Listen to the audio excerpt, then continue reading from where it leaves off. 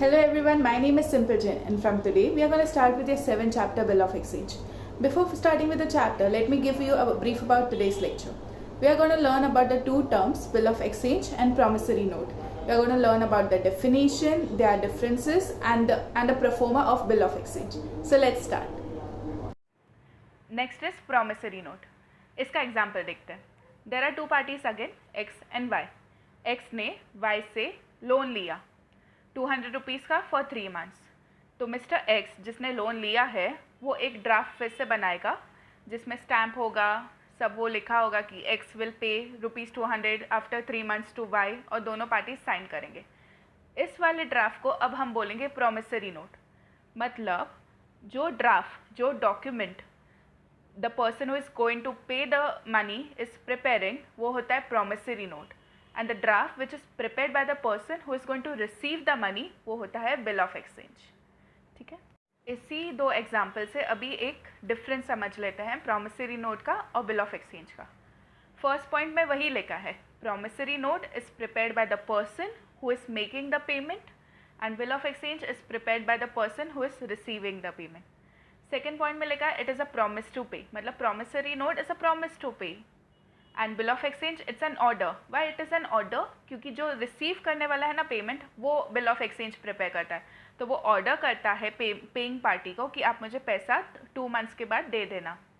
Third point में लिखा है there are 2 parties and there are 3 parties. 2 parties and 3 parties we will discuss further. Fourth point में लिखा है there is no need of acceptance and there is a need for acceptance. अभी acceptance मतलब क्या पता है? प्रॉमिसरी नोट जब आप देते हो तो the person who is going to make the payment prepares the promissory note. So the person who is going to receive the promissory note and the payment, he doesn't has to accept the promissory note. मतलब उसको वो sign करे ना करे फ़र्क नहीं पड़ता. But bill of exchange में bill of exchange is prepared by the person who receives the payment, right? तो जब mister A bill of exchange बनाएगा तो इट इज़ कंपल्सरी कि उस ड्राफ्ट में मिस्टर बी का साइन हो, तभी वो बिल ऑफ एक्सचेंज को वैलिड माना जाएगा. So the definition of bill of exchange is given under section 5 of negotiable act 1881 and the definition of promissory note is given under section 4 of negotiable act 1881. अभी 3 terms आएंगे, drawer, ड्रॉई and पेई. ये तीनों का difference और meaning समझते हैं. First term है ड्रॉअर. ड्रॉअर बेसिकली वो बंदा, वो पर्सन जो ड्राफ्ट बनाने वाला है. In case of bill of exchange का फर्स्ट एग्जाम्पल जिसमें मिस्टर ए ने मिस्टर बी को क्रेडिट सेल्स किया था, उसमें bill of exchange will be prepared by mister A, इसलिए वो हो गया ड्रॉअर. और सेकेंड एग्जाम्पल जहाँ प्रॉमिसरी नोट का एग्जाम्पल था, जहाँ मिस्टर एक्स ने मिस्टर वाई से लोन लिया था, उस केस में promissory note will be prepared by mister X, इसलिए वो हो गया ड्रॉअर या मेकर. ठीक है. Second term is drawee. अब ड्रॉई वो पर्सन है जिससे बिल ऑफ एक्सचेंज या प्रॉमिसरी नोट मिलने वाला है. The person who is going to receive the bill of exchange और promissory note is a drawee. तो फर्स्ट एग्जाम्पल जो बिल ऑफ एक्सचेंज में मिस्टर ए और मिस्टर बी का था, उसमें मिस्टर बी को मिलने वाला है, then he is going to accept and going to pay letter, right? तो मिस्टर बी ड्रॉई हो गया. और सेकेंड एग्जाम्पल जहाँ पर एक्स ने वाई से लोन लिया था, मिस्टर वाई को मिलने वाला है प्रॉमिसरी नोट, इसलिए मिस्टर वाई हो गया ड्रॉई. And the third term is payee, the person to whom payment has to be made, मतलब the person who is going to receive the money ना, पैसा जिसको फाइनली मिलने वाला है वो. Now let's try to understand some basic features of bill of exchange. bill of exchange का वही definition दिया फर्स्ट फीचर है writing. bill of exchange of course एक राइटिंग डॉक्यूमेंट में होगा, सब कुछ लिखा होगा. सेकेंड है इट शुड बी स्टैम्प, हमेशा स्टैम्प लगा हुआ होगा लेफ्ट हैंड साइड में बिल ऑफ एक्सचेंज के. इट शुड बी डेटेड कि कौन से डेट पे बिल ऑफ एक्सचेंज बनाया गया है. मनी रिलेटेड मतलब कितना पैसा भरना है, एग्जैक्ट अमाउंट लिखना है, 15,000, 20,000, 100 rupees, 200 rupees. It should be unconditional. Unconditional मतलब कोई कंडीशन, मिस्टर ए कोई कंडीशन नहीं डाल सकता कि मेरे को मनी 100 रुपीज़ के नोट में ही मिलना चाहिए या मुझे 500 का नोट ही चाहिए और कोई करेंसी में अलाउ नहीं करूँगा, ऐसा कोई कंडीशन वो नहीं डाल सकता बिल ऑफ एक्सचेंज में. Second last point is the amount must be payable either by certain person और द ऑर्डर और the bearer of the bill. मतलब वो जो पेमेंट होगा वो किसी पर्सन को होना चाहिए या उसके बिहाफ में. मतलब जब बिल ऑफ एक्सचेंज बनेगा मिस्टर ए मिस्टर बी को ऑर्डर करेगा कि आप मुझे पेमेंट करना आफ्टर 2 मंथ्स 100 रुपीज़ का, तो मिस्टर ए अपने बिल ऑफ एक्सचेंज में ऐसा भी लग सकता है कि मेरे बिहाफ में आप मिस्टर एक्स को या मिस्टर एस को या किसी और थर्ड पार्टी को पे करें। वो अलाउ है, वो कंडीशन नहीं है, वो बस बोल रहा है मेरे बिहाफ में आप किसी और को पे कर दीजिए, तो वो पेबल ईदर टू हिमसेल्फ और टू हिज थर्ड पर्सन। और the last point is very important कि दोनों पार्टीज़ का साइन होना। अभी आपको एग्जाम में प्रोफोमा पूछने वाले हैं बिल ऑफ एक्सचेंज का प्रोफोमा प्रिपेयर करने के लिए। तो एक प्रोफोमा कैसे दिखता है बिल ऑफ एक्सचेंज का वो देखिए। हेडिंग में हमेशा लिखा होता है bill of exchange. Left hand side में हम लिखते हैं स्टैम्प, जिसको एक बॉक्स बना के स्टैम्प लिखते हैं कैप्स लॉक में, कैपिटल्स में। राइट हैंड साइड में ड्रॉवर का नाम, अपने केस में ड्रॉवर कौन था, मिस्टर ए, उसका एड्रेस और उसका डेट, मतलब जिस दिन पे बनाया गया है। फिर लेफ्ट हैंड साइड में नीचे आके ड्रॉवर का ये सब डिटेल्स लिखने के बाद हम लिखेंगे अमाउंट इन फिगर्स मतलब 100 रुपीज़, तो 100 100 रुपीज़। फिर नेक्स्ट लाइन से अपन एक स्टेटमेंट लिखेंगे। ये स्टेटमेंट हर एक बिल ऑफ एक्सचेंज में सेम रहेगा, सिर्फ पार्टीज़ का नाम और वो जो डैश किया हुआ है वही चेंज होंगे। तो इस केस में जैसे वो पीरियड जितना होता है ना उससे हम चालू करते हैं, तो 2 मंथ्स आफ्टर डेट पे मिस्टर मिसेस, तो मिस्टर मिसेस में अपना मिस्टर ए है, पे मिस्टर ए और बाय हिज ऑर्डर, मतलब अगर उसके कोई थर्ड पार्टी को पे करना है तो वो लाइन आएगा, वरना वो लाइन वैसे का वैसे ही कॉपी हो जाएगा। The sum of rupees 100 rupees था, only for the value received. इतना करके अपन को बिल ऑफ एक्सचेंज में 2 लाइन लिखना होता है। फिर नीचे सिग्नेचर आता है ड्रॉवर का, मिस्टर ए का साइन होगा। फिर लास्ट में लेफ्ट हैंड साइड में ड्रॉई का नाम आता है, तो इस केस में मिस्टर बी, उसका एड्रेस क्वेश्चन में दिया होगा, उसका पूरा एड्रेस, और बीचों बीच मिस्टर बी का साइन आएगा और उसका डेट ऑफ एक्सेप्टेंस आएगा कि किस डे पे उसने एक्सेप्ट किया है। आप लोग को बिल ऑफ एक्सचेंज का प्रोफोमा अच्छे से लर्न करना है, अच्छे से समझ लेना है, बिकॉज वो एग्जाम में आता है। तो फर्स्ट क्वेश्चन देखते हैं कैसे सॉल्व करते हैं। इलास्ट्रेशन नंबर 1, फर्स्ट पॉइंट में ड्रॉवर का नाम दिया है मिस्टर प्रकाश राव और उसका एड्रेस दे दिया है। सेकेंड पॉइंट में ड्रॉई का नाम दिया है मिस्टर राहुल दियो और उसका एड्रेस दे दिया है। थर्ड पॉइंट में आपको अमाउंट दिया है 44,500। टेन्योर ऑफ टर्म दिया है, टेन्योर ऑफ टर्म मतलब कितने मंथ्स के बाद रीपेमेंट होने वाला है, 3 मंथ्स के बाद।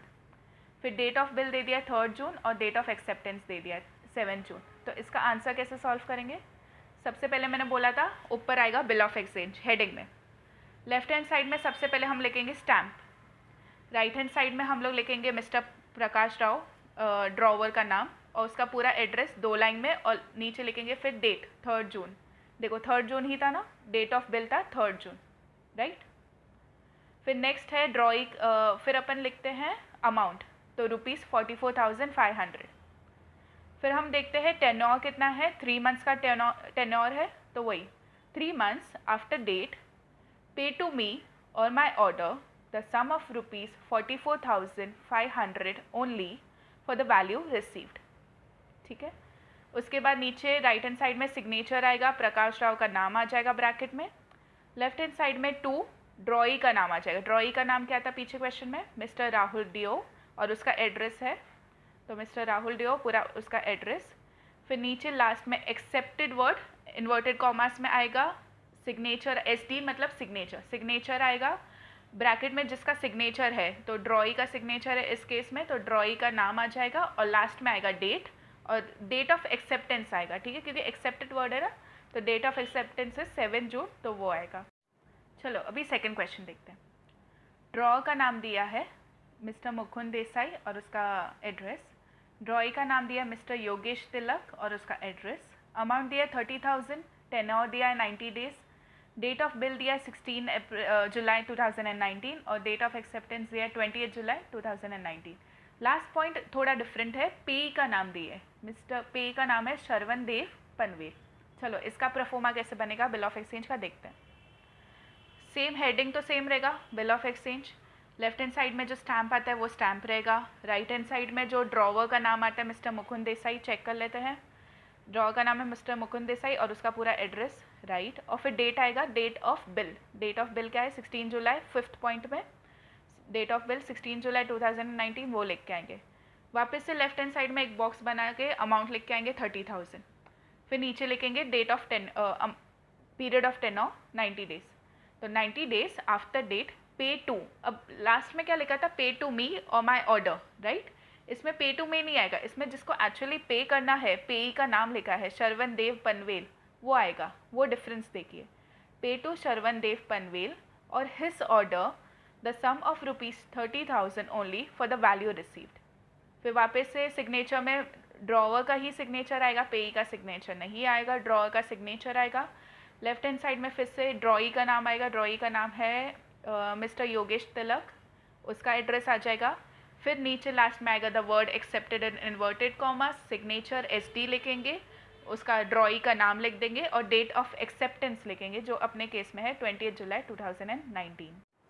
अभी तक हमने 2 इलास्ट्रेशन देखे, एक नॉर्मल प्रोफोमा और एक पेई का प्रोफोमा। ऐसे इलास्ट्रेशंस को हम कहते हैं आफ्टर डेट प्रोफोमा। अभी आफ्टर डेट क्या होता है? आफ्टर डेट मतलब ये जो टेन्योर होता है ना हर एक बिल में 3 मंथ्स का, 90 डेज़ का, वो कब से टेन्योर कब से चालू होता है? ये 3 महीना कब से चालू होगा? जो ड्रॉवर के ऊपर एड्रेस के नीचे डेट लिखते हैं ना, डेट 13 जुलाई एग्जाम्पल, तो 13 जुलाई से 3 महीना काउंट होना चालू हो जाता है। ऐसे बिल्स को हम कहते हैं आफ्टर डेट का बिल। और एक और बिल का टाइप होता है आफ्टर साइट का बिल। आफ्टर साइट का वो होता है जब ड्रॉई ने बिल ऑफ एक्सचेंज को देख लिया ना, उस टाइम से टेन्योर स्टार्ट हो जाए। चलो अभी उसका एक एग्जाम्पल देखते हैं। Illustration number 3। अच्छा, आपकी टेक्स्ट बुक में ये इलास्ट्रेशन पैराग्राफ फॉर्मेट में दिया हुआ है, तो अपने कन्वीनियंस के लिए आप उस पैराग्राफ को बाइफिकेट कर दोगे और हर एक पॉइंट जैसे ड्रॉवर का नाम अलग से नोट कर लोगे, उसका bill of date, bill of acceptance, payee अगर कोई है, ड्रॉई का नाम क्या है, अमाउंट कितना है, वो सबको बाइफिकेट करके स्लैश करते जाओगे, जिससे आंसर लिखते वक्त कन्वीनियंस हो। मैंने जैसे पॉइंट्स बनाए हैं, ठीक है। तो थर्ड क्वेश्चन है, अनुराधा पाटिल और उसका address draws a bill of 23 January 2020 for the amount 57,450। तो ये जो अनुराधा पाटिल है वो अपना ड्रॉअर हो गया, उसने ड्रॉ किया बिल, डेट ऑफ बिल भी मुझे मिल गया, अमाउंट भी मुझे मिल गया। Bill was drawn for 2 months after site. अब ये जो वर्ड आफ्टर साइट जो हाईलाइट हुआ है ना, उससे समझ में आता है कि बिल आफ्टर डेट है या आफ्टर साइट है। अगर आफ्टर साइट है तो हमारे प्रोफोमा में क्या डिफरेंस आएगा वो आगे देखते हैं। फिर ऑन शांति विश्वकर्मा, वो उसका ड्रॉई का नाम दे दिया है, उसका एड्रेस दिया है, पेबल टू श्यामलाल काटे नासिक, ये पेई का नाम दे दिया है, ठीक है। The bill was accepted on 27 जनवरी। चलो इसका प्रोफोमा देखते हैं। स्टार्टिंग तो पूरा same, bill of exchange heading में स्टैम्प लेफ्ट हैंड साइड में, ड्रॉवर का नाम और एड्रेस राइट हैंड साइड में, फिर बॉक्स बना के ₹57,450 वो भी।